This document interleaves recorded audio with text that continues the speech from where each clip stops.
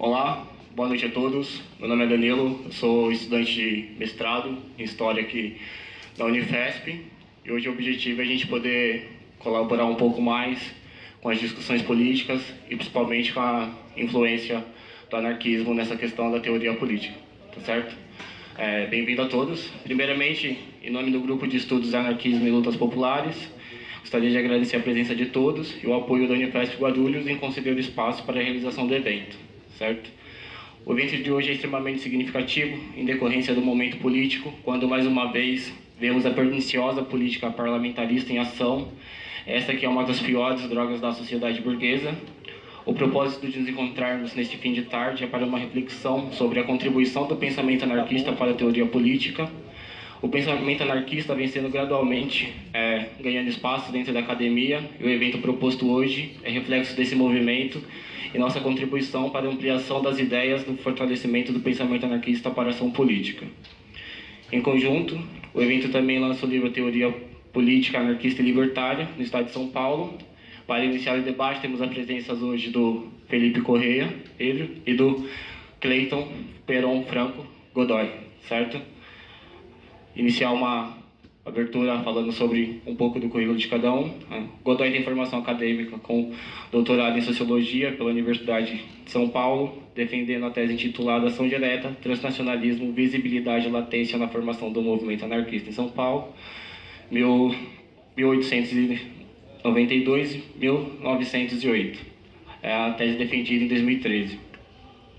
Mestrado também em Sociologia na mesma universidade, onde apresentou a dissertação A Eleição Presidencial Brasileira, 1989, Literatura e Processo, no ano de 2005. Godoy tem experiência profissional em Sociologia, Antropologia e interesse acadêmicos em temáticas como Sociologia Política, Anarquismo e Movimentos Sociais. Correia doutorando em Educação na Universidade Estadual de Campinas, desenvolvendo pesquisa sobre a obra de Bakunin, com foco na questão da educação em sentido amplo. Correia também, em 2012, obteve o título de mestre pela Universidade de São Paulo, momento no qual apresentou a dissertação Rediscutindo o Anarquismo, uma abordagem teórica, que posteriormente foi lançada em livro pela editora Prismas no ano de 2014, com o título Bandeira Negra, Rediscutindo o Anarquismo. Além da formação acadêmica, Pedro também é autodidata nos estudos anarquistas e atualmente é pesquisador vinculado ao Instituto de Teoria e História Anarquista, desenvolvendo pesquisas com temas que abrangem o interesse pelo anarquismo, marxismo, socialismo, movimentos sociais, lutas populares e movimento operário. Bem-vindo a todos, vamos dar início à palavra.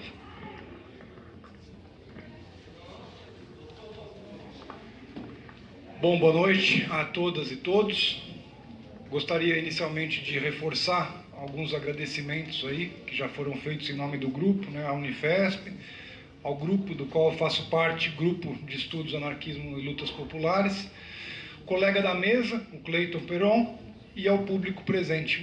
Me deixa muito feliz de estar aqui numa universidade que eu não tinha tido a oportunidade de conhecer ainda e ver um interesse tão amplo assim por um tema que para mim é importantíssimo.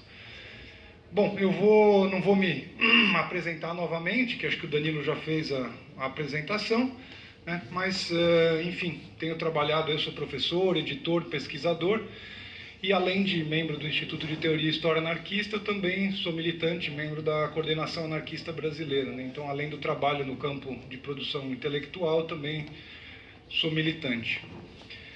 Bom, eu vou falar um pouco sobre o contexto da produção anarquista em geral e de teoria política em particular, e depois o Cleiton ele vai entrar especificamente em alguns temas. Então, eu gostaria de fazer uma breve contextualização para as pessoas saberem o que significa para a gente a pesquisa do anarquismo nesse início do século XXI, que claramente demonstram um interesse no pensamento libertário em geral e anarquista em particular.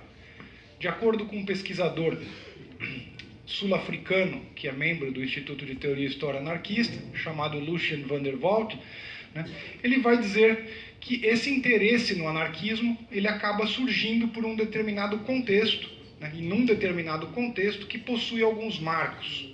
O primeiro deles, a crescente mazela do capitalismo contemporâneo, agravada pela difusão do neoliberalismo em escala global e que tem implicado para todos nós desigualdades sociais enormes, exploração e precarização do trabalho, crise da democracia representativa, como foi bem pontuado pelo colega aqui antes de mim, violência contra negros e pobres, em especial nas periferias, alienação, dentre muitos outros problemas com os quais todos nós temos convivido. Esse contexto também é marcado pelo que foi chamado o fim do socialismo real e a tentativa, em escala, em grande medida, em uma parte significativa do globo, de uma tentativa, de um projeto de promover a emancipação dos trabalhadores e da humanidade, e que se encerra praticamente na totalidade a partir do início dos anos 90. Bom, a gente pode também dizer que há, nesse momento, uma participação crescente dos anarquistas nas lutas populares. Os anarquistas eles vão ter um espaço significativo nos movimentos que foram chamados movimentos de resistência global, de enfrentamento ao neoliberalismo, e no meio, em particular, a Ação Global dos Povos, que teve expressão em diversos países, dentre eles no Brasil, entre o finzinho dos anos 1990 e começo dos anos 2000, e outras experiências mais recentes, como, por exemplo, o movimento Passe Livre, e a gente vai ver que isso teve um papel importante nas jornadas de junho, assim como o movimento de ocupação dos secundaristas recentes e que todos nós pudemos acompanhar. Além disso, começa uma presença mais ou menos significativa em distintos sindicatos, em movimentos comunitários, movimentos agrários, estudantis, movimentos negros e movimentos feministas. Uma influência prática que se faz sentir de maneira muito evidente nas mencionadas jornadas de junho, e processos revolucionários como aquele que ocorre nesse momento em Rojava, protagonizado pelo povo curdo na fronteira da Síria com a Turquia. Não significa, obviamente, que esse processo seja um processo especificamente anarquista, mas é muito difícil compreender essa virada do PKK, um partido que nasce de base stalinista naquela região, como é que esse partido envereda e chega numa proposta libertária, e é muito complicado entender esse movimento sem a influência do anarquismo, que foi marcante, não só para o Öcalan, que ainda é o grande ideólogo desse movimento, mas em toda a prática desse movimento que tem combatido não só o capitalismo, o Estado, o imperialismo, mas também a dominação de gênero. Para aqueles que não conhecem, o movimento curdo que está protagonizando essa revolução, ele tem mulheres à frente do seu exército, mulheres que estão trabalhando nas iniciativas de cooperativas, nos seus conselhos democráticos de tomada de decisão, e que são relevantes também, inclusive numa milícia que é exclusivamente feminina. Bom, no entanto, essa influência do anarquismo, ainda que crescente, ela é muitíssimo limitada. E no que tange ao campo do conhecimento, o cenário é relativamente similar. Ou seja, há, por um lado, um crescimento, um desenvolvimento que a gente não tinha visto em outro momento da história, mas, por outro lado, muitos limites. A mesma tendência de se considerar o capitalismo liberal o paradigma da direita foi responsável por que se considerasse o marxismo como o paradigma da esquerda. O marxismo, em muitas realidades, se transformou o sinônimo de socialismo.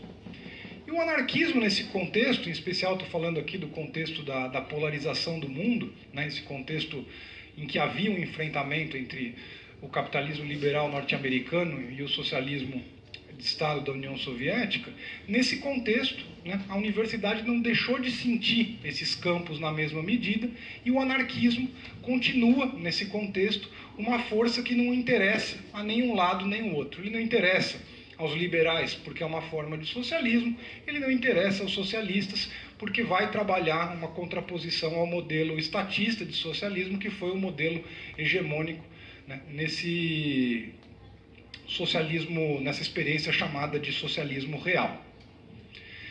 Há um imenso limite hoje para quem pesquisa anarquismo nas universidades brasileiras. E talvez alguns de vocês aqui vivenciem alguns desses problemas. Muitos programas não aceitam esse tema, né? Nós que temos tentado reinserir ou inserir de maneira mais evidente esse tema dentro das universidades, temos ouvido que esse tema ele é irrelevante, né? Os currículos eles não abordam o anarquismo, é frequente pessoas que estudam ciências sociais, pessoas que estudam história, não terem muitas vezes uma aula, né, sobre anarquismo. O anarquismo, para muitas dessas pessoas que estão dentro das universidades, não tem nada para contribuir com o campo científico. Né? E outras dificuldades, como por exemplo encontrar orientadores. As pessoas às vezes querem estudar, não tem quem oriente, vai tentar uma outra pessoa, e tudo isso tem uma influência, né? Apesar de alguns esforços individuais que vêm abrindo caminho, apesar dessa conjuntura complicada, né? Na universidade, em alguns casos, a gente pode citar que existe uma certa abertura hoje, né? Que as pessoas têm um pouco mais de possibilidade na história, na educação e na geografia. Esses são os campos que a gente encontra o maior número de pesquisas, mas ainda assim são bastante limitadas, né? E de qualquer forma, o anarquismo é ainda, no campo do conhecimento, um tema pouco conhecido. O anarquismo, como vocês bem sabem, ele foi apagado da história em função desse conflito. Eu atribuo, né, principalmente a esse conflito entre o marxismo e o liberalismo, muitas vezes as experiências anarquistas, os personagens anarquistas, as teorias anarquistas, elas foram apagadas da história. Tem um caso que eu gostaria de dar como exemplo aqui para vocês, né? Houve uma revolução anarquista na Manchúria, né, atual Coreia, de 1929 a 1932, isso é tratado num livro, não está em português ainda, num livro de um pesquisador do Instituto chamado Emílio Crise, né, e vai tratar dessa revolução anarquista na Coreia, né, e que foi importantíssimo. E um dos seus grandes personagens, né, chamado Kim Joa-jin, ele é celebrado até hoje na Coreia, com estátuas em praça pública, etc., como um herói da libertação nacional, porque essa foi uma revolução que se deu no seio da luta anti-imperialista contra o Japão. Esse é apenas um exemplo de um personagem anarquista que participou de uma luta, nesse caso de libertação nacional, que ajudou a potencializar uma proposta de revolução anarquista e que vem sendo retratado na história como um herói de libertação nacional. Poderia citar muitos outros, como por exemplo o Néstor Makhno, que a gente vai na Ucrânia, até hoje tem moedas com a cara do Néstor Makhno. Ele não é celebrado como um anarquista, como um socialista, mas sim como um herói da libertação nacional da Ucrânia. Então, esses são apenas alguns exemplos e que ilustram como essa história, na realidade, ela foi reconstruída e o anarquismo foi sendo deixado de lado, não é? Ao mesmo tempo, o anarquismo ele foi profundamente deturpado, né, por essas duas correntes que eu falei para vocês, tanto por parte dos liberais quanto por parte dos marxistas, né? Apesar de algumas notáveis exceções, o anarquismo vem sendo tratado por essas duas correntes de pensamento numa chave que transita entre o senso comum e as abordagens ideológicas.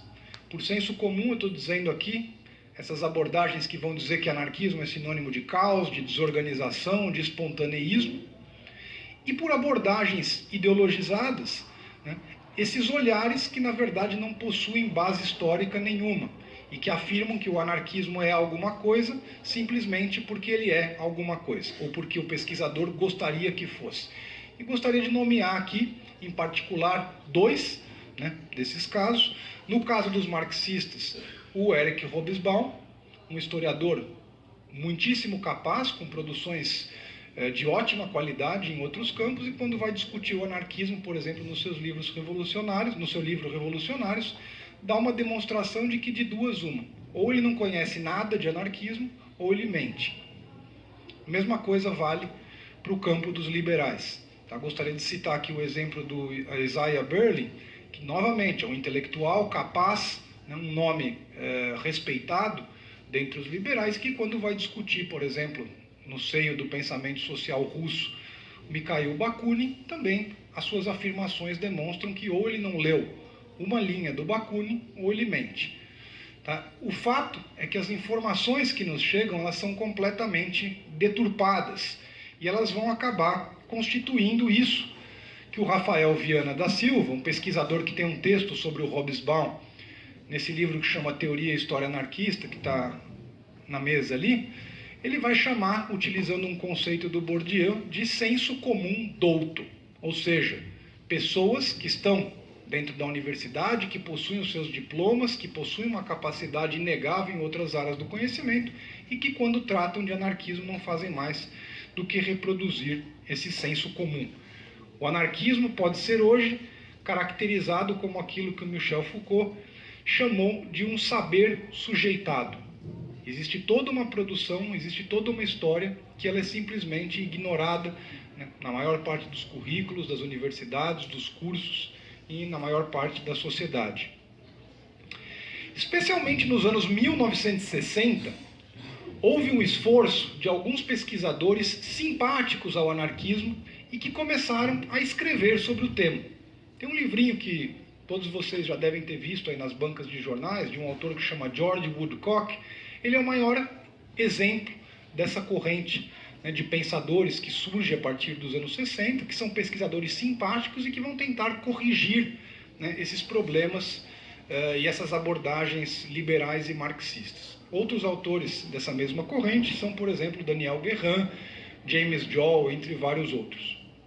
Esses livros eles avançam, né, eles sem dúvida eles são melhores do ponto de vista qualitativo do que essa produção anterior, mas eles possuem muitos problemas de teoria e de método. Né? Por exemplo, eles são livros eurocêntricos, que se concentram, né, principalmente naquela área ocidental da Europa, e no máximo se estendem a isso que a gente pode chamar do eixo Atlântico Norte, que é os Estados Unidos e a Europa Ocidental. Eles são livros que constroem a história a partir dessa velha ideia da história vista de cima, dos grandes centros de poder e dos grandes homens. Então eles vão contar a história do anarquismo a partir de 1, 2, no máximo 3 personagens. A história de vida daquele personagem é a história do anarquismo. Eles vão fazer generalizações a partir, né, de poucos exemplos. Eles vão tratar pouquíssimos episódios. Muito comum que se considere, por exemplo, a participação anarquista na Revolução Russa e na Revolução Espanhola, e é isso, né? Então, houve e tem havido um esforço grande, mais recente, de pesquisas que vão tentar solucionar esses problemas desses estudos dos anos 60 e permitir que o anarquismo não só seja retirado dessa sombra que ele foi colocado no seio desse contexto do conflito entre o liberalismo e o socialismo, né, para tentar explicar adequadamente o que é o anarquismo, né, e utilizando elementos de metodologia e elementos de teoria mais adequados. Em termos de história, de produção historiográfica, isso significa estudar não só de maneira aprofundada essa experiência do anarquismo nos países do eixo Atlântico Norte, mas também estender isso para o estudo das Américas, em particular da América Latina, da Europa Oriental, que em geral também está excluída desses estudos, da Ásia, da África e da Oceania. A realização de estudos de história comparada e de teoria anarquista passam a ser desenvolvidos com mais frequência e maior profundidade. Então, para vocês terem uma noção de como se encontra o estado da arte, algum tempo atrás eu estava fazendo uma pesquisa sobre a teoria de Estado do Bakunin. Para vocês terem uma ideia, o Bakunin, sem dúvida, é um dos, se não for o maior anarquista da história. O Estado é um dos, se não for o principal tema da sua produção. Não existe um livro no mundo sobre o principal tema teórico de um dos principais, se não o principal anarquista do mundo. É desse nível o problema da defasagem que a gente está falando. Tá? E isso começa a ser rascunhado de alguns tempos para cá. Dentre esses últimos, né, esses estudos de teoria, há rediscussões sobre o cânone anarquista, ou seja, quem são os grandes anarquistas, porque nós vamos ver que esse cânone ele foi construído de uma maneira arbitrária. Né? Em geral, se consideram grandes anarquistas pessoas que nunca tiveram qualquer contato com o que foi a experiência história anarquista. Né? E o aprofundamento do estudo de pensamento desses grandes autores, que ainda também é algo que sim, a gente encontra bons estudos, mas que possui imensas lacunas. E os trabalhos de teoria política, em geral, no campo do anarquismo, se situam dentro desse complicado contexto. E estudar o anarquismo, seja numa chave historiográfica ou teórica, implica outros problemas.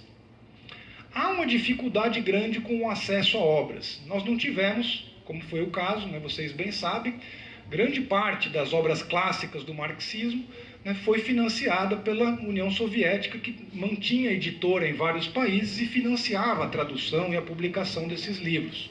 Né. Grande parte das traduções que foram feitas, as primeiras traduções que apareceram do Marx, do Engels, etc., tiveram esse esforço e esse auxílio que o anarquismo nunca teve. Né.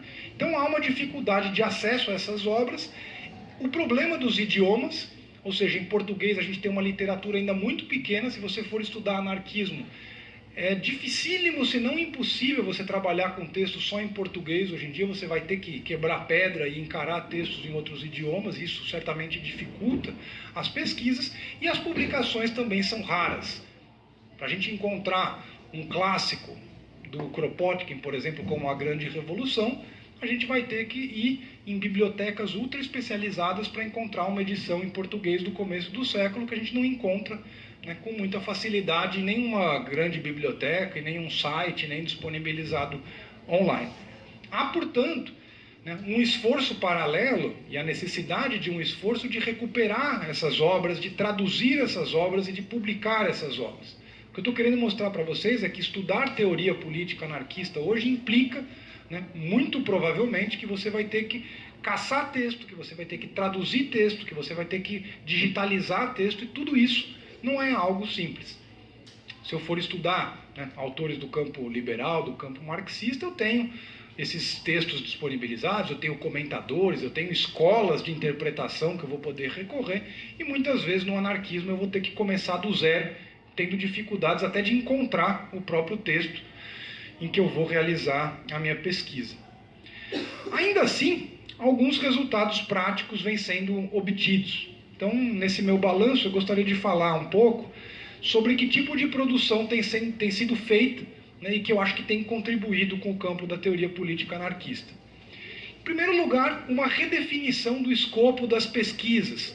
Né? Então, o Danilo mencionou aqui o Bandeira Negra. O que eu vou fazer nesse livro é tentar limpar um pouco do terreno e fazer um bom livro sobre o que é o anarquismo, quais são os seus grandes debates e quais são as suas grandes correntes, debatendo com a literatura mais influente do tema, né?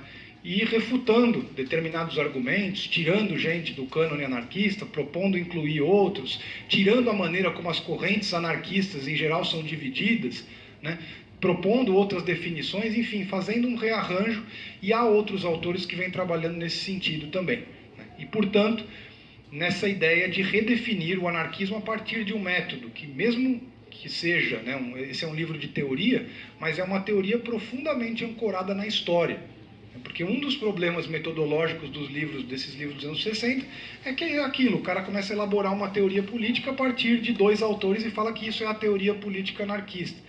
A gente está dizendo, eu preciso ter uma base e, portanto, a gente tem que superar essa cisão, né, e essa separação, por muito tempo uma oposição entre a história e as ciências sociais, que faziam, né, dos historiadores, pesquisadores que achavam que a teoria era a generalização e que a história necessariamente era trabalhar a particularidade, e o sentido contrário, de que os cientistas sociais vão trabalhar teorias sem base factual, historiográfica, a partir de elucubrações que muitas vezes não tem conversa com a realidade. Então, a dificuldade nesse caso é exatamente essa, tentar fazer esse meio termo entre a história e as ciências sociais e trabalhar com métodos que sejam abrangentes em termos temporais, né? Então trabalhar o período de 150 anos de existência do anarquismo, trabalhar também outras regiões que não sejam a Europa e os Estados Unidos, né, e trabalhar nessa redefinição, como eu falei para vocês. Dentre outros temas que vêm sendo discutidos, a relação do anarquismo com isso que a gente tem chamado de sindicalismo de intenção revolucionária, né, se costumou chamar de anarcossindicalismo, toda essa experiência de sindicalismo anarquista que houve no mundo, dentre outros países aqui no Brasil, né, e parte desses estudos tem tentado entender a relação do anarquismo com o sindicalismo revolucionário e o anarcossindicalismo, né, e, enfim, como é que se daria essa relação. As similaridades e diferenças do anarquismo com outras doutrinas, outras ideologias políticas, em particular o marxismo, as relações entre os anarquistas e outros libertários, e aqui a gente pode aprofundar no debate, mas nós temos feito, né, uma distinção entre o que é anarquista, que possui, portanto, uma inserção dentro de uma determinada trajetória, faz parte de uma mesma experiência, pessoas que compartilham comunicação, contato, leituras em comum, experiências de lutas em comum, e pensadores libertários que foram sendo encontrados ao longo da história por similaridade lógica ou teórica. Olha esse autor que legal, ele parece os anarquistas. Em geral, nos anos 60, as pessoas... Isso tem um motivo histórico que está fundamentado numa tentativa do Kropotkin ali no final do século XIX de reconstruir uma história universal do anarquismo, que seria atemporal e etc. Mas isso continuou pautando as pesquisas por muito tempo no século XX. E essa ideia de que, olha, achei um autor aqui que tem algumas ideias legais, ele é contra o Estado, então eu vou incluir esse cara aqui no campo do anarquismo. Max Stirner foi um pensador incluído dessa maneira no final do século XIX, quando alguns pensadores começam a ler a sua obra e falam, nossa, que crítica do Estado interessante. Então agora ele virou e foi alçado durante o século XX a um grande clássico do pensamento anarquista, quando você vê que ele não teve qualquer impacto no surgimento do anarquismo. O Bakunin, que era companheiro de esquerda hegeliana dele, né, e do Marx e do Engels, ali naquele contexto de formação, em sua obra toda menciona o nome do Stirner uma vez. Essa vinculação que é feita do Bakunin com o Stirner foi feita pelo Engels e depois retomada nessa tentativa de encontrar aí similaridades e que incluíram até Jesus dentro dos grandes anarquistas da história, para vocês verem a que ponto chega o rigor historiográfico. Então, e não estou dizendo, isso aí está lá no Woodcock, se vocês observarem, né? Enfim, os anabatistas e toda essa tradição do cristianismo primitivo, e vão ter outros autores agora, nos anos 90, falando na Margaret Thatcher, como uma grande representante do anarquismo, né? Vai ter gente falando do Che Guevara, vai ter, enfim, é cada uma que a gente tem que ler que custa um pouco. Pesquisadores, em certo sentido, rigorosos, né? Estou falando de um livro do Peter Marshall, que chama, não tem tradução em português, chama Demanding the Impossible, mas é um livro com grande influência no mundo de fala inglesa, foi publicado em 92, ele fala que a Margaret Thatcher é um exemplo do anarcocapitalismo, que seria uma corrente anarquista. Enfim, bom, além disso, a gente tem buscado, e outros pesquisadores têm buscado também, quais são os elementos de teoria que estão inscritos nas práticas anarquistas e nas obras que não tratam de teoria, né? Vou falar daqui a pouco para finalizar, mas, por exemplo, essa obra que eu citei do Kropotkin, A Grande Revolução, é um estudo sobre a Revolução Francesa, né? O nosso grupo de estudos se debruçou um pouco sobre isso e viu que, é um estudo ali do começo do século XX que o Kropotkin faz uma história, ele chama de história popular da Revolução Francesa, né, e que tem uma similaridade que não é histórica, porque muito provavelmente o Thompson não leu o Kropotkin, mas que possui uma série de elementos que depois vão vir a ser chamados de história vista de baixo e etc., uma tradição historiográfica que eu acho que tem muita coisa de interessante hoje em dia e que o Kropotkin vai trabalhar, mas é uma teoria que está embutida numa obra de história da mesma forma que o Thompson, né? E na própria prática, né, dos anarquistas na história tem inscrito ali determinados elementos que também podem ser apreendidos. Enfim, alguns trabalhos de teoria política de fôlego, né, têm se desenvolvido e usufruindo dessas produções precedentes, trabalhando em retomar autores, retomar estudos, produzir. E a teoria política anarquista tem sido trabalhada basicamente em duas chaves, né? Uma chave que a gente poderia chamar de analítica, voltada à análise do passado e do presente, falando aqui de método de análise, teoria social, filosofia da história, esse tipo de coisa, e também uma teoria política que a gente poderia chamar de normativa, né, que está relacionada a essa possibilidade do devir em conceitos como liberdade, justiça e etc., que não servem necessariamente ou obrigatoriamente para uma análise da realidade presente ou passada, mas que norteiam, de certa maneira, né, a proposta política anarquista. Quanto tempo foi, sabe? Alguns exemplos concretos de teoria política anarquista que vem sendo produzida, né, e que a gente poderia falar. Antes de tudo, vale a pena fazer uma constatação, né, que não há uma teoria política anarquista. Isso, eu acho que... Eu muitas vezes me refiro ao marxismo porque gosto da obra do Marx em particular, mas estudo bastante Marx, o marxismo. Eu acho que isso, apesar do marxismo muitas vezes ter afirmado o contrário, funciona de maneira mais ou menos similar. A gente sabe que pegar um estudo do Marx, a depender dos aspectos que a gente compara com Lenin, a depender dos aspectos que a gente vai comparar com a escola de Frankfurt, etc., aquilo ali dificilmente pode ser considerado a mesma teoria política. Isso também acontece no anarquismo. Ou seja, há, quando a gente estuda a história do anarquismo, uma determinada coerência, que é uma coerência que eu chamo de ideológica, doutrinária, que tem alguns elementos de análise da realidade, a sua crítica à dominação, a sua maneira de ler as classes sociais, etc., né? Mas principalmente, né, determinados objetivos políticos, uma estratégia em comum, e é esse aspecto político-ideológico, vamos dizer assim, que vai dar a coerência do anarquismo. Nesse campo da filosofia da história, da teoria política, do método de análise, etc., existe uma pluralidade significativa.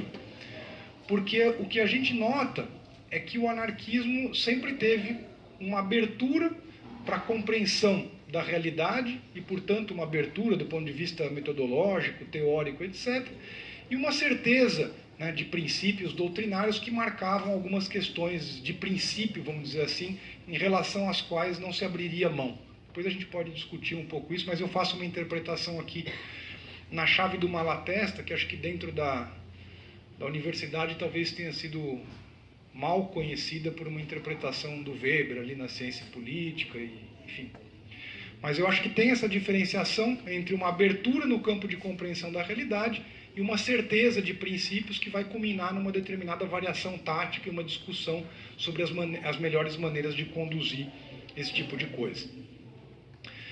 Bom, dito isso, né, a gente pode dizer que nesse campo da teoria política anarquista, né, há pesquisadores que vêm trabalhando elementos gerais de método e de teoria social, né, então vou dar o exemplo, mas nesse livro que está sendo lançado tem um capítulo sobre o Proudhon, vai trabalhar, né, método de análise do Proudhon, vai trabalhar a maneira que o Proudhon concebe a sua dialética, né, ele vai trabalhar uma dialética que se chama dialética serial, vai trabalhar nesse artigo especificamente a questão do poder. O artigo do Bakunin vai tentar entender a concepção de materialismo e de dialética do Bakunin, que possui algumas similaridades e possui diferenças também com o Proudhon. Então são estudos que vão nesse sentido. Outros que vão tentar estabelecer os grandes traços da modernidade, eu acho que aqui são estudos que têm uma importância sociológica significativa. Né? Estudos como, por exemplo, do Kropotkin, desse livro, vai tentar caracterizar como é que o Kropotkin teorizou o capitalismo, como é que o Kropotkin teorizou o Estado moderno, como é que ele pensava a relação, né, entre Estado e capitalismo, entre economia e política. Outras pesquisas vêm tratando sobre o Estado, a coerção física, a violência, a burocracia. Né? Tem um livro que está vendendo ali também, que é sobre a teoria de Estado do Bakunin, e que vai tentar refletir a sua concepção de burocracia como classe social, né, das classes sociais como uma categoria que não derivam apenas da economia e, portanto, né, da produção e da reprodução dos meios de produção e de reprodução da sociedade. O Bakunin vai trabalhar uma concepção de classe que ela tem um viés econômico, mas também um viés político e um viés de produção do conhecimento. Para ele, o conjunto de classes dominantes não é só dos proprietários dos meios de produção, né? a burocracia governamental também constitui parte dessas classes dominantes. Aqueles que produzem o conhecimento no seu tempo, o clero, fazia parte também dessas classes dominantes. Isso tem toda uma implicação e oferece um ferramental para a gente pensar a sociedade contemporânea, né, e verificar em que medida aqueles que administram, né, a coerção e a gestão da sociedade, ou seja, né, os políticos, ou seja, aqueles que julgam os conflitos, os juízes, né, o alto escalão do exército, os donos dos grandes meios de comunicação e de imprensa, etc., até que ponto, né, isso poderia contribuir para uma leitura de classe que entendesse esses setores como inimigos de classe dos trabalhadores, tomando esse sentido amplo de trabalhadores urbanos, industriais, mas também o campesinato. Outros temas também como alienação, teoria do poder e da dominação, classes sociais nessa chave que eu falei para vocês, dominações nacionais, então começam a surgir teorias, né, do imperialismo e do anti-imperialismo anarquista, teorias de gênero, de raça e de etnia e da relação não só entre essas dominações, mas também dessas dominações com a dominação de classe. Né? Temas comuns aí da teoria política em outros campos. No campo da teoria política normativa, e para isso as experiências práticas têm dito muito, né, se tem trabalhado a concepção, a teoria da revolução de determinados anarquistas, concepção de transformação revolucionária, concepção de sujeito revolucionário, como é que esse sujeito é determinado, se ele se determina, né, a partir da sua posição social, se há outros elementos do ponto de vista da cultura, se há outros elementos do ponto de vista do exercício da luta de classe que vão contribuir com a formação desse sujeito ou não, né, o que faz uma pessoa se tornar um potencial sujeito transformador. Né. Dentre outros temas como estratégias de luta, né, teorias da organização sindical, por exemplo, das organizações de massa, dos conselhos, teoria da organização política anarquista. Tem toda uma produção que vai do Bakunin, passa pelo Malatesta, Kropotkin abordou um pouco também, mas que vai ter uma ênfase maior, né? Os russos que se exilaram a partir da Revolução Russa na França vão publicar em 1926 um documento importantíssimo chamado a Plataforma Organizacional, está completando 90 anos esse ano, né? E vai ser um documento que vai trabalhar essa ideia da necessidade da estruturação de uma organização política anarquista. Qual seria a sua função? A discussão é muito parecida com a teoria, né, parecida do ponto de vista do que ele discute, mas diferente sobre como ele entende cada um desses fatores, mas a teoria, por exemplo, que o Lenin vai desenvolver, né, da relação entre partidos e sindicatos ali no que fazer, por exemplo. Essa discussão vai ter por objetivo especificar o que é uma organização anarquista, o que são os sindicatos, o que cabe a um, o que cabe a outro, vai chegar em conclusões bastante diferentes daquelas que chegou o Lenin, porque para os anarquistas em geral, o sujeito que protagoniza, né, o processo revolucionário e a organização que protagoniza esse processo não é a organização partidária, mas a organização de massas. Né? A revolução social para os anarquistas não é uma revolução de partido, é uma revolução de massas. Enfim, existe também uma outra maneira de se pensar a estruturação interna dessa organização, a maneira como ela se relaciona com os sindicatos, que é diferente também do que vai propor o Lenin, mas o que eu estou querendo mostrar é que são questões similares e que estão sendo discutidas por outros pensadores e que a gente conhece muito pouco. Assim como as relações autogestionárias, as relações federalistas para uma sociedade livre e igualitária.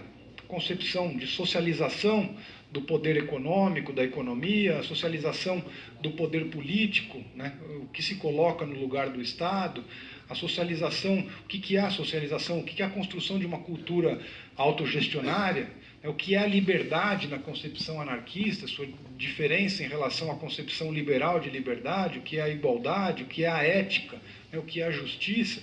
Enfim, são todos conceitos que vêm sendo discutidos, a gente pode aprofundar um pouco aqui no debate, mas o que eu gostaria de dizer é que algumas coisas começam a ser produzidas, a gente está trilhando, né, um determinado caminho, que é um caminho que eu tentei mostrar para vocês que não é um caminho simples, né?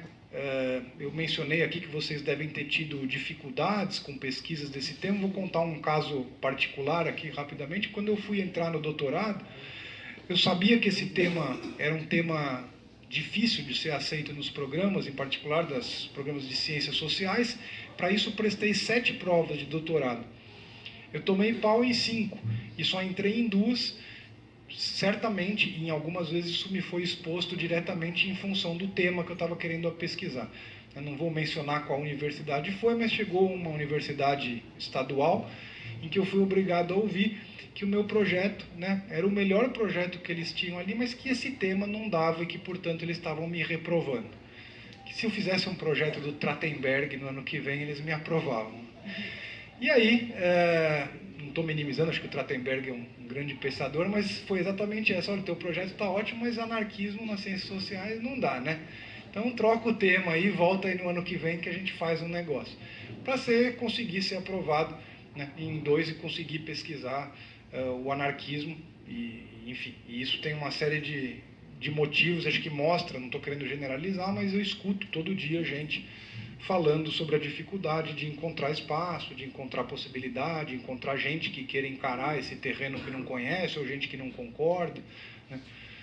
Para vocês terem uma outra ideia, tem um monte de gente que entra em programas de pós-graduação que tem um orientador, e daí eu sou o co-orientador, porque o orientador topa orientar porque acha que o tema é legal, mas o cara não se sente à vontade, e daí terceiriza a orientação técnica, né? Então, é um recurso que a gente tem utilizado, etc., e que é um jeito de a gente conseguir produzir um pouco dentro dessa estrutura fechada. Para finalizar, eu vou contar rapidamente o que o nosso grupo de estudo tem feito nas discussões coletivas, né? Mas, basicamente, a gente teve um primeiro momento de estudo do Malatesta. Então, a gente estudou um pouco a discussão dele de epistemologia, o que é essa relação entre o conhecer e a proposta política de intervir sobre essa realidade, dando enfoque ao método e à teoria social. A gente fez essa leitura que eu falei da grande revolução do Kropotkin, tentando encontrar ali atrás daquela história da Revolução Francesa elementos dessa história popular, como é intitulada por ele, né? E uma teoria da história, vamos dizer assim. A gente encontrou elementos interessantes que podem subsidiar pesquisas, inclusive contemporâneas. E aqui tem uma questão interessante que eu acho que quem pesquisa teoria política vai notar, que muitas vezes isso acontece comumente no campo da história, né? Do meu ponto de vista, acontece isso no Marx, acontece no Thompson, acontece no Kropotkin também. Quando ele fala como é que é o método que a história deve ser feita, ele fala uma coisa. Quando ele faz a história, ele faz uma coisa diferente. O que eu estou querendo dizer é, muitas vezes, as pessoas resumem o que é o método de um autor aquilo que ele enuncia como um método, mas jogam fora aquilo que de fato ele produz. O que eu estou querendo dizer é, você vai ver aquela discussão de consciência de classe do prefácio do livro do Thompson, da formação da classe operária, né? Do meu ponto de vista, aquilo ali, do ponto de vista da teoria política, é frágil. Acho que aquela teoria de constituição da classe, pelo menos do meu ponto de vista, é muito aquém do que ele mostra no livro dele. Se você buscar uma teoria da constituição da classe dentro da obra dele, eu acho que aquela teoria ela é muito mais densa do que aquele esboço que ele apresenta no prefácio. Mesma coisa se a gente pegar o Marx e for fazer esse exercício naquele prefácio da crítica à economia política que a gente sempre vê citado, da onde surgiu a metáfora da superestrutura e da infraestrutura, né, da base da infraestrutura, e que depois você vai ler um 18 Brumário ou qualquer uma das obras históricas e você vê que aquela aplicação, na verdade, ela não está sendo colocada da mesma maneira. E com Kropotkin isso acontece da mesma maneira. Ele enunciando o método, ele é bem cientificista, ele é bem positivista, ele vai enunciar uma série de coisas que a história já descartou há muito tempo, mas a gente vê que quando ele faz história, ele faz algo muito além do que aquilo que ele está enunciando no campo da enunciação e da tentativa de teorizar o seu próprio método. A gente se dedicou também a estudar experiências práticas de feminismo anarquista. A gente estudou o caso das mulheres livres, né, um caso mais conhecido de um agrupamento de mulheres com uma perspectiva que a gente poderia chamar de feminista, apesar delas rechaçarem na época o termo, né, mas que se deu ali no contexto da Revolução Espanhola, né, que aconteceu na Espanha ali na segunda metade dos anos 1930. E a gente estudou uma outra experiência também, muito menos conhecida, que foi a primeira experiência de feminismo anarquista aqui na América Latina, de um periódico chamado La Voz de la Mujer, que foi um periódico publicado nos fins do século XIX na Argentina, né, e que desenvolveu toda uma discussão de gênero. Tem uma publicação de uma edição facsímile, né?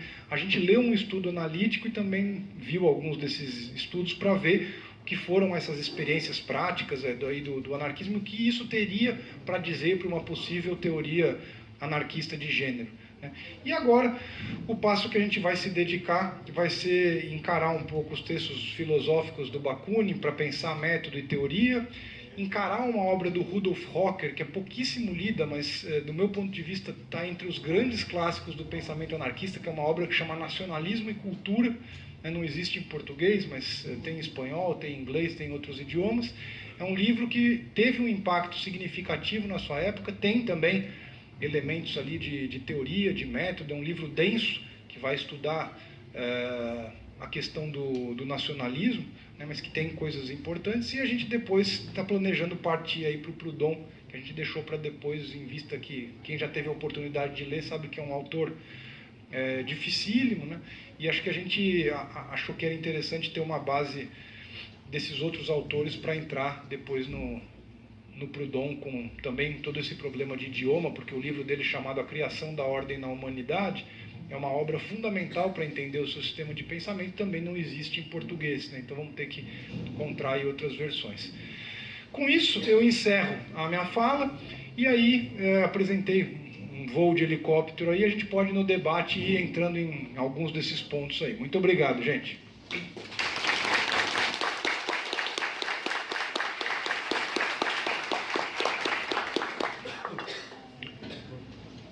Bom, pessoal, boa noite. Eu agradeço a presença de todos e de todas aqui. Eu agradeço a exposição do Felipe também. Eu aprendi, apesar de ser um voo de helicóptero, eu acho que deu um bom rasante, aprendi muito. Eu agradeço pelo convite dado pelo Grupo de Estudos Anarquismo e Lutas Populares, para poder colaborar de alguma maneira nesse debate sobre as contribuições do anarquismo no campo da teoria política. Minha ideia aqui hoje é mais pontuar algumas questões, tá? Meio flanar, na verdade, em algumas questões, para que elas possam dar uma aquecida no nosso debate, que de alguma maneira também gere um pouco de curiosidade sobre o anarquismo para quem não conhece, que para quem conhece também possa aprofundar, tensionar algumas dessas questões, né? Para, enfim, a gente tentar construir um pouco, né? Nos educarmos todos juntos aqui hoje, que é uma proposta tão típica do anarquismo. Entre todas as possibilidades de discussão que o Felipe enunciou, tanto no campo normativo quanto no campo analítico, eu escolhi uma específica, que é o antistatismo, tá?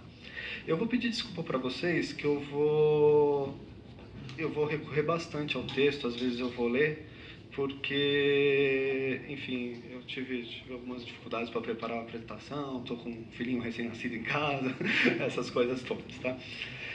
Por que o anti-estatismo? Eu acho que é porque o estatismo, se tratando de perspectiva sobre o campo político, ele é um dos elementos que ele diferencia imediatamente o anarquismo de todas as outras teorias políticas, tá? Em que sentido? É que ele institui ele transforma o anti-estatismo num espaço instituinte de reflexão e de ação, tá? Coisa que as outras teorias não fazem. Diferente das outras teorias políticas, a gente pode pensar o quê? Tanto as teorias políticas contemporâneas do liberalismo político, do marxismo, a social-democracia, elas refletem sempre, tendo como ponto de vista o exercício do poder estatal. Então você vai pegar lá, vocês estão estudando aí, você vai pegar tudo que é estudado em teoria política, é sempre o quê? Formas de participação política, seja mecanismos eleitorais, comportamento eleitoral, ou formas de participação política não necessariamente eleitorais, mas ainda assim representativas, que a gente pode pensar o quê? Os conselhos de políticas públicas, esse tipo de coisa. Então é sempre nessa ambiência estatal, nessa esfera estatal, que é pensado o político, né? Dentro das teorias que são absorvidas dentro da universidade. Claro que a gente pode objetar, qualquer um pode objetar o seguinte: olha, mas o Estado existe, né? O anarquismo está de acordo com isso, né? O Estado ele é uma realidade empírica. Mas o que o anarquismo faz diferente? Ele constrói um tipo de análise que se circunscreve lógica e historicamente a existência desse Estado. Ele considera o Estado como uma relação social, ou seja, ele foi construído pelas interações humanas e, sendo assim, ele não é perene. A gente pode estar falando uma obviedade, mas do mesmo modo que o Marx coloca, né, por exemplo, o capital é uma relação social. A gente esquece que o Estado também, né? O Estado também é uma relação social. Então, a gente ter isso na nossa perspectiva ajuda um pouco a desfetichizar a coisa. Bom, outra coisa. Então, assim, o anarquismo, ele institui o antiestatismo. Outra coisa que é interessante no anarquismo. O antiestatismo anarquista, por ele ser anticapitalista, ele preenche uma lacuna importante do campo de reflexão política, que é a crítica radical do Estado da perspectiva dos de baixo, né? Sempre que a gente vê no campo da teoria política, a crítica ao Estado ela é feita do ponto de vista do liberalismo ou do neoliberalismo, né? E o anarquismo ele vai tensionar isso, né? Uma crítica do Estado, mas vindo a partir de baixo.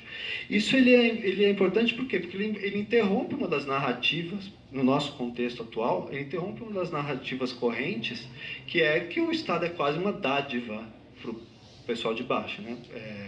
A gente foi pensar, hoje em dia, isso está meio que posto, né?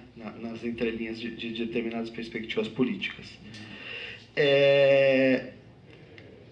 E além disso, o antiestatismo do anarquismo ele está longe de ser axiomático, tá? Ele é demonstrável, derivado de reflexões e práticas e de reflexões sobre a prática, a respeito do caráter, funcionamento e natureza do poder político.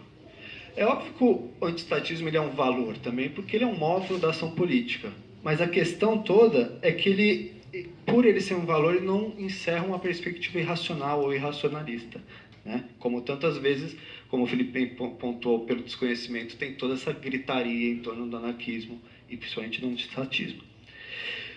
Por que isso? Porque o anarquismo ele oferece uma espécie de giro heurístico nas teorias que a gente está acostumado a refletir, instrumentalizar para refletir sobre o político.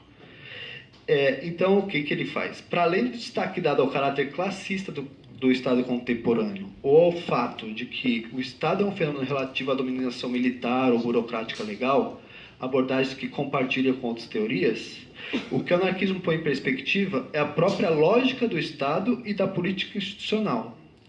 Mais profundamente, a partir da análise do Estado, põe em perspectiva a natureza do poder político, que sempre é tratada como um pressuposto óbvio e eterno, ou seja, como uma relação de mando e obediência que é parte inerente e inevitável das relações humanas.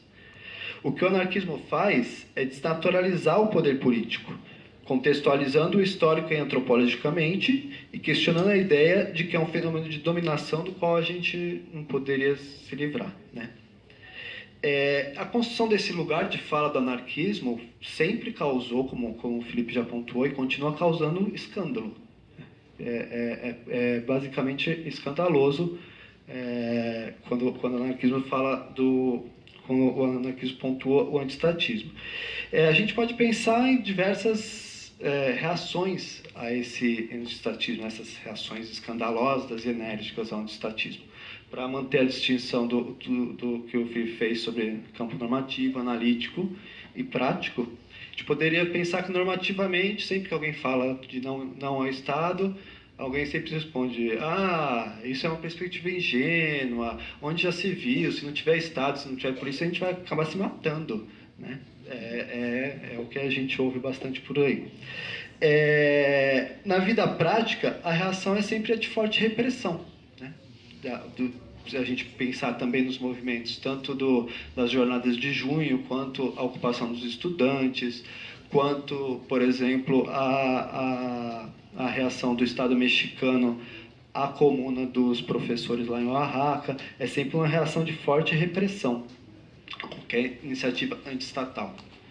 E, finalmente, do ponto de vista analítico, a gente também vê que tem uma resistência, uma reação também ao antiestatismo, que a maioria dos análises políticos eles procuram não compreender a ideia, né? Então a gente vê bastante nas análises que foram feitas sobre sobre junho de 2013 ou sobre a ocupação dos estudantes, analista louco procurando qual que é a relação com os partidos políticos daqueles grupos, ou com que político que eles estão envolvidos,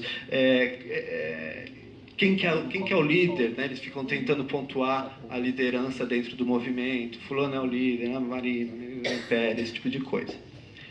Bom, então, aqui eu vou fazer essa espécie de sobrevoo sobre essa ideia do antiestatismo, tá?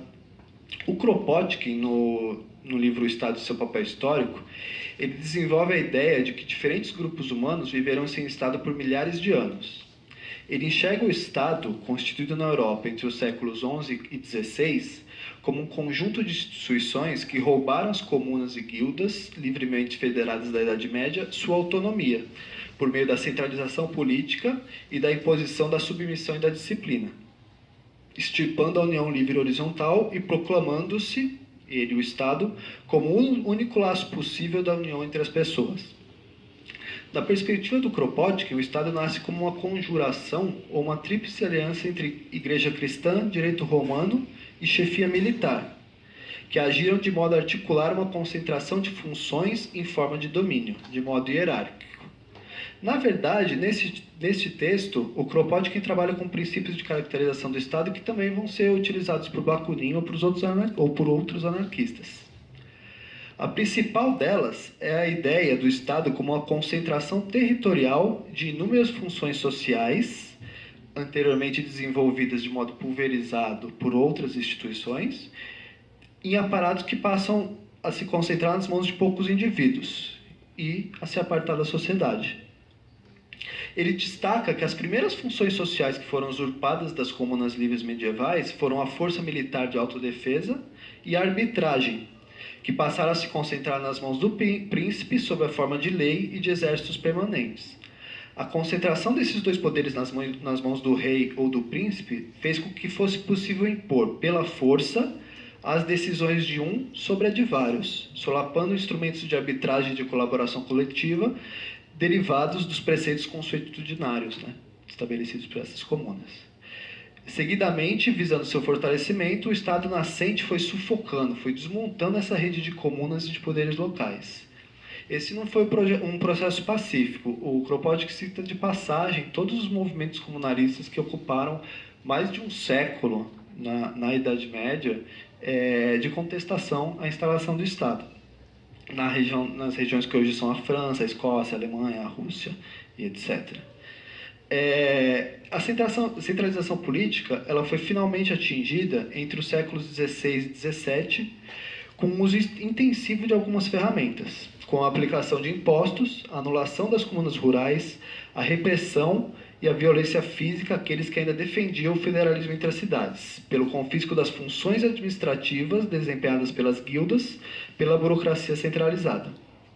Enfim, diferentemente do fato de terem se tornado formas de organização econômicas e sociais ultrapassadas e obstáculos ao progresso, as comunas rurais e citadinas foram ativamente privadas de suas funções pelo Estado, alienadas de seus poderes que modernamente podemos chamar, sob prejuízo de verossimilhança, de jurídicos e legislativos. A gente pode questionar o Kropotkin, claro, né? Principalmente os historiadores aqui presentes. Eu não teria competência para tanto, mas muita gente já o fez. Mas qual que é o ponto importante, né? Para além da exatidão histórica do Kropotkin?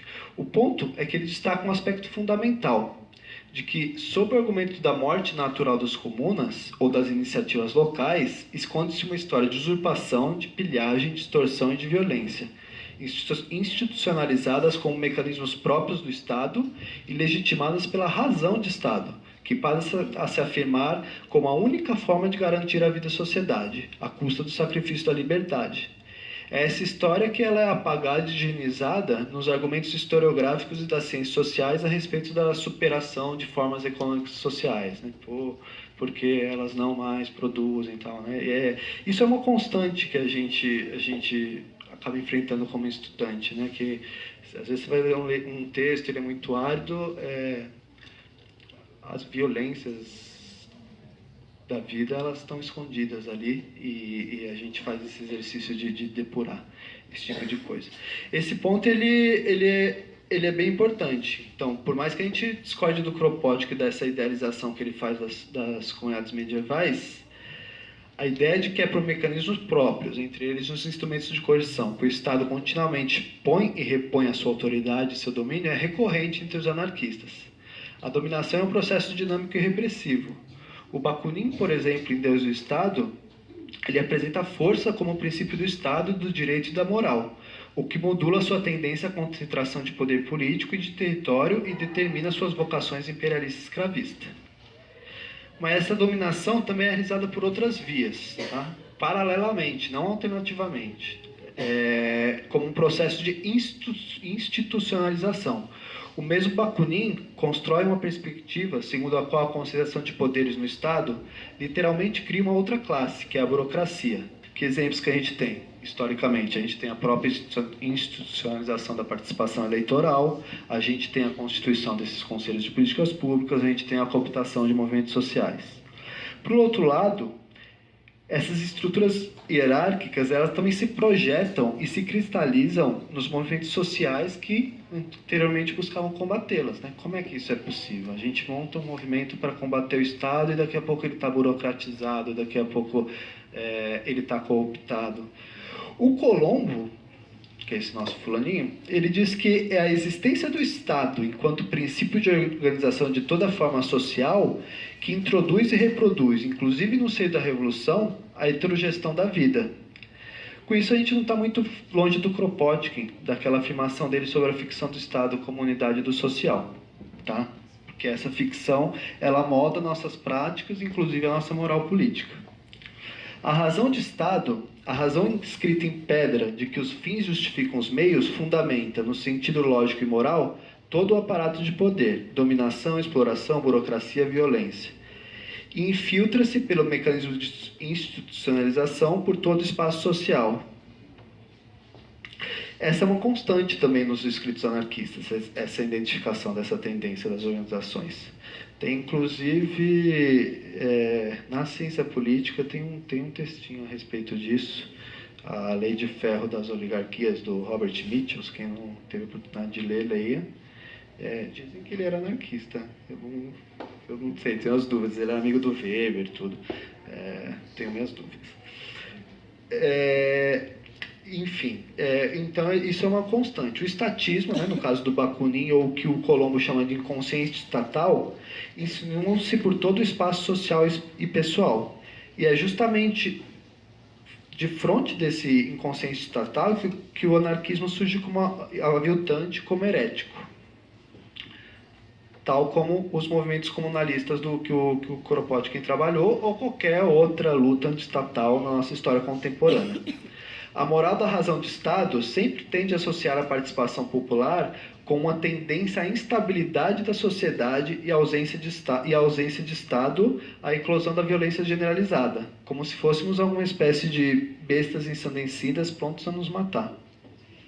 Ou como se a violência generalizada, por outro lado, ela já não existisse sob o domínio do Estado, né?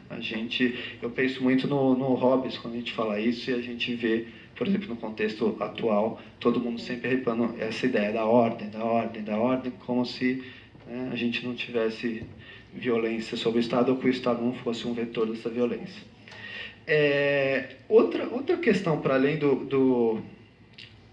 da coerção, que também diz respeito à teoria política e ao antistatismo, é que a teoria política contemporânea, a gente pegar os teóricos da escolha racional, né, eles dizem lá que o fulaninho vota de acordo com as suas preferências e elege e tal.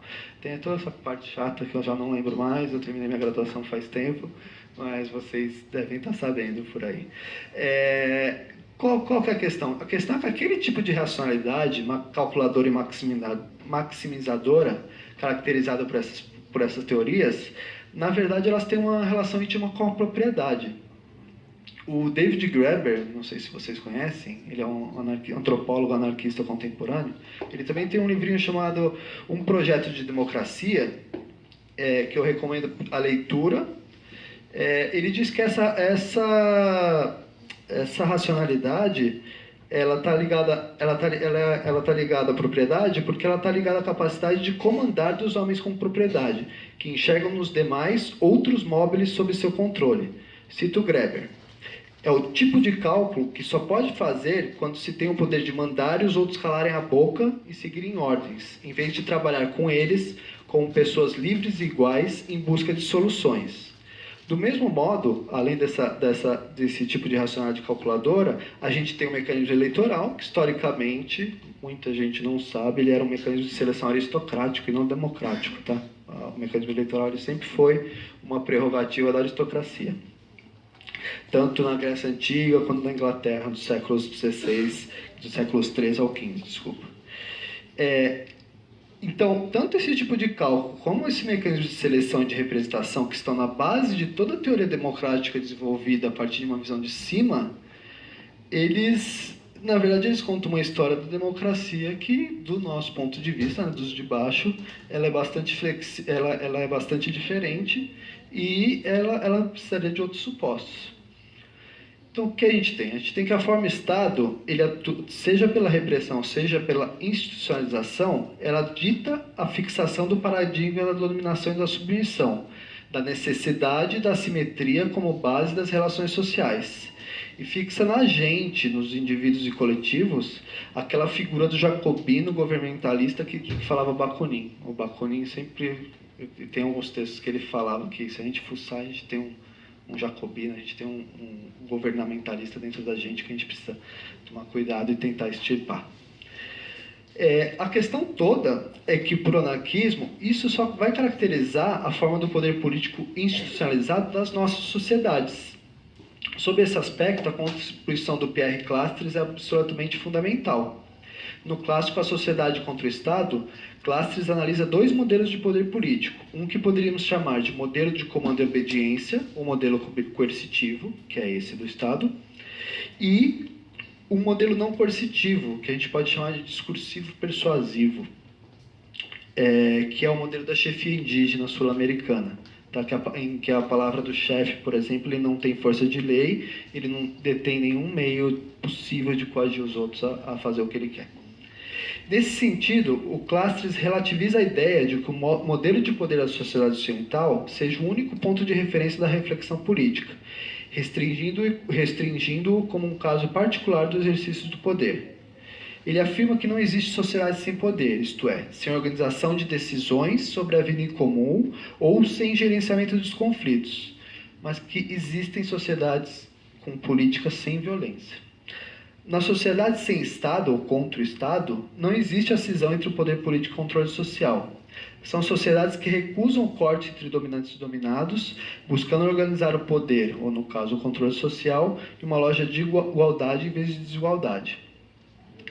O Kropotkin, naquele texto que eu citei, ele enumera o modo de vida dos cabilas, dos mongóis, dos malaios, para mostrar sociedades sem Estado, né? Ou formas descentralizadas de organização e de gestão dos conflitos.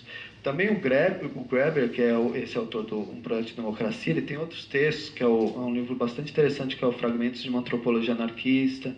Ele também tem um artigo, Nunca Existiu o Ocidente, num livro que saiu em espanhol, que é de Anarquismo e Antropologia, que ele enumera a existência de práticas de tomada de decisão igualitárias e federativas em diversos grupos e contextos.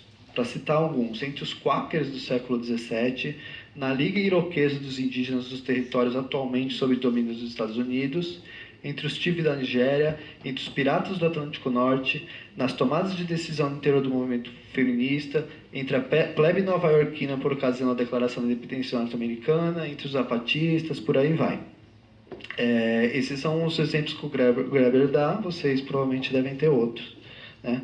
Então, o que assusta o estatismo e os estatistas são justamente essas contraprovas ao enunciado de que na ausência do Estado estaríamos em guerra eterna de todas contra todos, que na ausência do monopólio da violência e do arbítrio estaríamos fadados ao desentendimento contínuo e à morte. Enfim, essas contraprovas de que somos capazes de nos entender e deliberar de maneira humana e respeitosa. Uma outra racionalidade, aquela que articula meios e fins sem justificar a todo custo os primeiros pelos últimos, é aquela que aflora contra o ciclo da racionalidade estatista e do modelo de poder coercitivo para mediar os sempre eternos conflitos sociais. É um tipo de acordo coletivo entre meios e fins construído coletivamente, sob a premissa de que não se pode gerar liberdade por meios autoritários. O Graeber, ele alude à existência da razoabilidade por oposição à racionalidade, tá? Que é própria das tradições políticas daqueles que nunca estiveram investidos em posições de comando. A razoabilidade é a ideia de que, sem mecanismos de imposição pela força, pelo terror ou pela penúria material, isto é, em um ambiente sem possibilidade de coerção física legítima, eu acrescentaria na violência simbólica aqui também, as pessoas tendem a levar as perspectivas alheias em consideração no processo deliberativo e a decidirem por acordos mútuos. Diz ele que a razoabilidade significa chegar a um acordo entre posições que não são, de acordo com a lógica formal, mensuráveis. A gente chega a um terreno pragmático comum, a gente soluciona problemas comuns, a gente inclusive define objetivos comuns nesses espaços. Com isso eu estou chegando ao final da exposição e eu queria colocar algumas questões de reflexão. O antiestatismo anarquista, eu espero ter demonstrado, ele constitui um espaço aberto à imaginação política do ponto de vista normativo, analítico e pragmático. Os mesmos mecanismos de sufocamento das iniciativas antiestatais e libertárias identificados por Kropotkin lá atrás têm curso atualmente, faz parte do funcionamento do Estado, ainda que aprimorados ou mesmo ampliados. Os autoritários, o que eles fazem? Eles reprimem essas iniciativas e depois dizem que não deu certo porque não tinha como dar certo, né? É mais ou menos essa jogada sempre. Definitivamente, o Estado é uma potência que precisa constantemente se atualizar e se reposicionar como potência. Daí os mecanismos repressivos e de coação, de todos os tipos, ou a propedêutica de ações permitidas, de tal moralidade jacobina. A repressão, ela não funciona apenas como poder ostensivo, mas também como poder castrador. O Estado, ele alimenta-se do medo, não só do medo da violência física que ele pode provocar contra os insurgentes, mas também dessa inoculação desse medo do seu negativo, da sua ausência, que ele está sempre colocando na nossa cabeça. Ora, a prova de que essas estruturas de dominação não são necessárias, o anarquismo demonstra não somente por meio das análises históricas e antropológicas citadas, mas como movimento, tornando-as reais em sua própria prática. Eu não sei se eu fui claro bastante para sublinhar o suficiente o quanto a perspectiva anarquista ela solapa os pressupostos atuais das teorias políticas. Isso pelo menos em 3 frentes. Né? Em primeiro lugar, ela solapa a ideia da natureza do Estado como algo que fosse o nosso bem comum, ou pelo menos uma acomodação de interesses plurais, como que é a teoria pluralista. Em segundo lugar, ela abre e amplia, né, o campo da pesquisa política para espaços diferenciados da política institucional. Então, na verdade, os princípios, por exemplo, de autogestão, associação voluntária, ação direta, apoio mútuo desses coletivos, desses grupos, eles não têm relevância teórica por uma escolha, né? Não é que eles não tenham relevância teórica em si.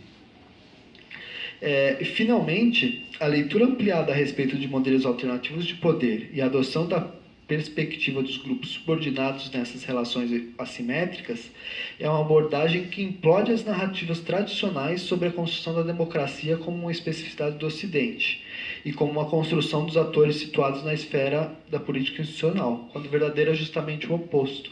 Tá? Todos esses autores que eu citei, esses livros que eu pontuei aqui, outros autores também, a gente sempre, enfim, o próprio Thompson, né? Ele vai mostrar que a democracia é uma prerrogativa dos de baixo, sempre foi. Né? E eu quero terminar com uma provocação. Nós somos pequenos diante do Estado. Nós somos pequenos e fracos, porque a enorme e variada consideração dos meios de coerção e de repressão em suas mãos são incontrastáveis. Né? Neste contexto, diferente daquela racionalidade que prega os fins justificando os meios, eu diria que os meios são também um dos nossos fins. Né? Em que sentido? O processo de enfrentamento antiestatista, ele é também um resultado esperado pela mobilização. A forma de a gente conseguir as coisas, quer pouco, quer muito, quer nada, importa. Pelo menos tanto quanto as coisas. As lutas antiestatais trabalham no registro de uma imaginação política alargada. O que seria uma sociedade sem Estado?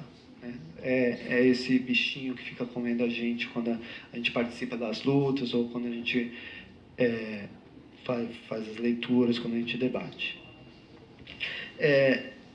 O Graeber, ele considera a revolução como uma transformação cultural de longo prazo nesse sentido, né? Porque a gente não tem força contra o Estado. A gente pode concordar ou não com ele. O Eduardo Colombo, ele recorda que as lutas antiestatais produzem os efeitos desejados por meio dos fracassos sucessivos. Brancaleones, né? Já que ampliam a curvatura do espaço político e social progressivamente, alimentando a ideia e a possibilidade de práticas antiestatais.